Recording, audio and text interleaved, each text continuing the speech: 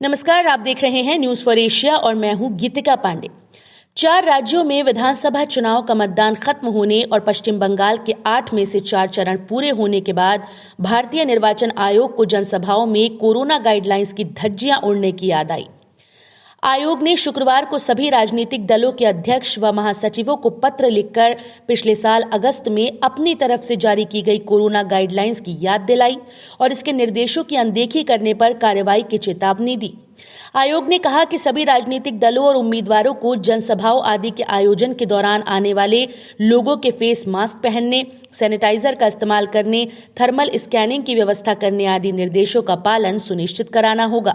इन निर्देशों का पालन नहीं किए जाने की स्थिति में आयोग उनके खिलाफ आपदा प्रबंधन अधिनियम की धारा 51 से 60 तक दिए प्रावधानों और आईपीसी की धारा 188 के तहत कार्रवाई करेगा।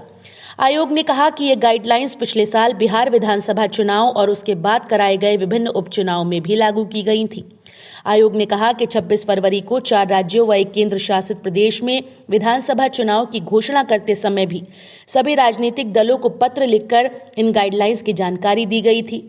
लेकिन हालिया दिनों में चुनावी बैठकों, रैलियों आदि में इन गाइडलाइंस की जमकर धज्जियां उड़ाई गई। यहां तक कि स्टार प्रचारक भी कोविड प्रोटोकॉल का पालन नहीं कर रहे। आयोग ने कहा कि यदि वो इस लापरवाही को लेकर बेहद गंभीर हैं और हालात नहीं सुधरे तो चुनाव के बाकी चरणों में ऐसे स्टार प्रचारकों, नेताओं और प्रत्याशियों की तरह रैलियों, जनसभाओं और बैठकों पर प्रतिबंध लगा दिया जाएगा।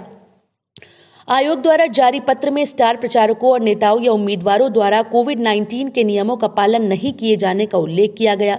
यहां तक कि प्रचार के दौरान या मंच पर भी मास्क पहनने के नियमों का पालन नहीं हुआ। पत्र में कहा गया कि ऐसा कर राजनीतिक दलों के नेताओं और उम्मीदवारों के साथ ऐसे चुनावी सभा में बड़ी संख्या में हिस्सा लेने वाले लोगों के भी संक्रमित होने का खतरा है। देश में कोरोना के बढ़ते मामलों को देखते हुए दिल्ली हाईकोर्ट ने चुनाव प्रचार के दौरान मास्क पहनना सुनिश्चित करने के अनुरोध संबंधी याचिका पर सुनवाई करते हुए चुनाव आयोग और केंद्र को नोटिस भेजा था। अदालत ने इस मामले में अगली सुनवाई 30 अप्रैल को तय की थी, जब वो सिंह की मुख्य याचिका पर भी सुनवाई करेंगे। मुख्य याचिका में सिंह ने ऐसे प्रचारकों और प्रत्याशियों को विधानसभा चुनाव में प्रचार से रोकने का अनुरोध किया था जो कोविड-19 वैश्विक महामारी के मद्देनजर चुनाव आयोग द्वारा जारी आवश्यक दिशा निर्देशों का बार-बार उल्लंघन कर रहे हैं।